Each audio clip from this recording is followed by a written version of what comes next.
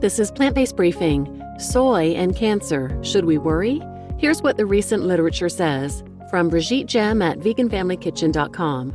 And I'm your host, Marian Erickson, and this is the Plant-Based Podcast where I curate and get permission to narrate a variety of articles on plant-based, compassionate, and eco-friendly living every weekday. Today's article is from Brigitte Gemme at veganfamilykitchen.com. She offers delicious whole food plant-based weekly meal plans to make meal planning and batch cooking easier. Her meal plans are delicious, healthy, and easy. They're really well thought out. She also does a lot of work and creates a lot of content around positive mindset in the kitchen and positive flow as well. I highly recommend following her. So now let's get to today's plant-based briefing. Soy and Cancer. Should we worry? Here's what the recent literature says by Brigitte Gemme at veganfamilykitchen.com. When a client says, "I'm concerned about including soy products in my plant-based diet because of the cancer risk," this is the information that I can provide them. In short, no, you should not avoid eating soy for fear of increasing your cancer risk. Quite the opposite. In the past, many health professionals were concerned about the potential of the plant estrogens or isoflavones present in soy to increase the risk of breast cancer.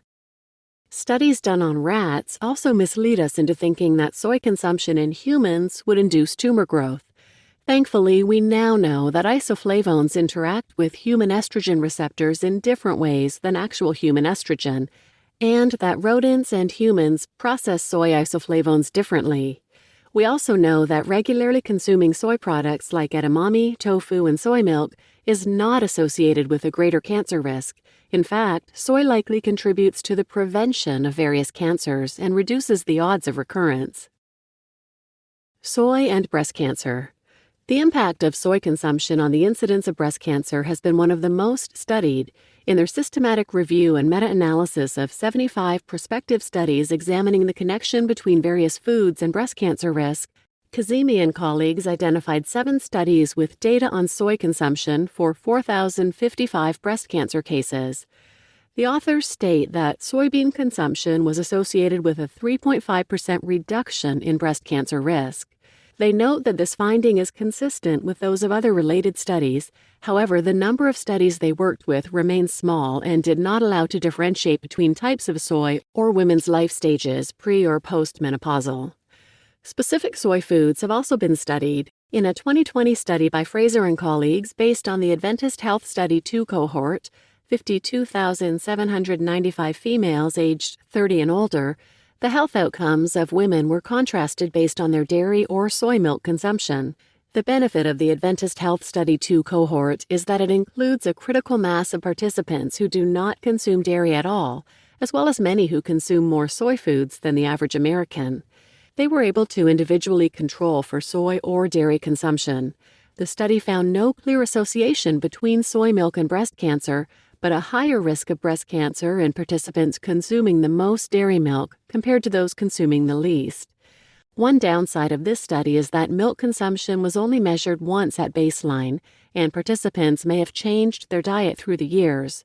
For those reasons, the authors note that the causality between dairy milk consumption and breast cancer needs to be considered, but cannot be proven by their study alone. Soy and other cancers.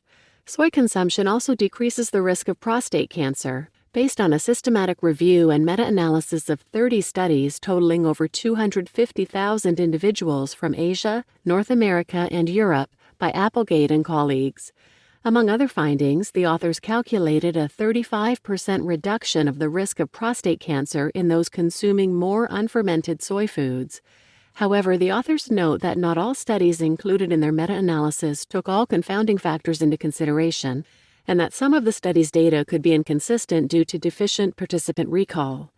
Eating non-fermented soy products may also decrease your risk of gastric cancer, though fermented soy products like tempeh were found to be associated with a higher risk. Dietary guidelines.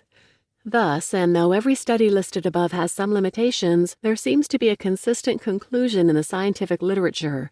Normal dietary consumption of soy food products, especially non-fermented ones like edamame, tofu, and soy milk, does not increase the risk of cancers occurring.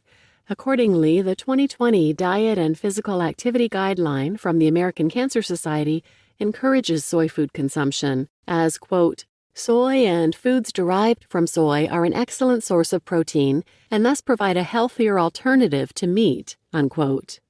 The American Cancer Society, however, recommends avoiding soy-based supplements as they may be associated with higher cancer risks for certain women. What about soy allergy? You should know, however, that soy is considered a priority allergen according to Health Canada 2018. If you consume soy products like soy milk, tofu, edamame, vegan meats made with soy protein, and start experiencing a skin reaction, tingling, especially near your mouth, abdominal symptoms, or signs of anaphylaxis, you should get medical attention. However, an expert committee from the Food and Agriculture Organization of the United Nations is recommending that soy be moved to the B list of allergens, as it impacts a very small number of people globally and generally causes mild symptoms only. Aside from being very nutritious, soy can be made into many delicious dishes and seasoned in a myriad of ways, so we would be foolish to go without. Plan to enjoy some soy foods every week. Because it's so nutritious, delicious, and easy to prepare, I make sure to include some tofu or other soy products, especially edamame, in the vegan meal plans every week. You just listened to Soy and Cancer, Should We Worry? Here's what the recent literature says, from Brigitte Gemme at veganfamilykitchen.com, and I'm your host, Marian Erickson. And it really is a shame that many doctors aren't up on the latest research, and I personally know someone whose doctor tells her to avoid soy so she doesn't have a recurrence of breast cancer, when the exact opposite is true. If you are interested in other episodes on soy, check out episode 36 from Physicians Committee for Responsible Medicine called Soy and Health, 190 from Switch for Good called 5 Facts About Soy Milk, and 191 from Nutrition Facts, Is Soy Healthy for Breast Cancer Survivors? And episode 309 from Physicians Committee called Fighting Hot Flashes with Diet, and guess what the key ingredient is? Soy. This morning there was a 1-hour segment on NPR, our national public radio, about menopause and how it's impacting women's ability in the workplace, and how many women can't get proper medical assistance or care for their symptoms. And I just wish that this information was more common. I wish that these doctors knew the truth about soy, both for cancer prevention and preventing recurrence, as well as for menopausal symptoms. I personally went from dealing with symptoms like hot flashes by literally being on my hands and knees in a hotel room while we're on vacation with my head in the mini fridge, to having my symptoms disappear when I went whole food plant-based and incorporated a fair amount of soy in my diet. So please share this information, please share this episode with anyone who might benefit, and thanks for listening.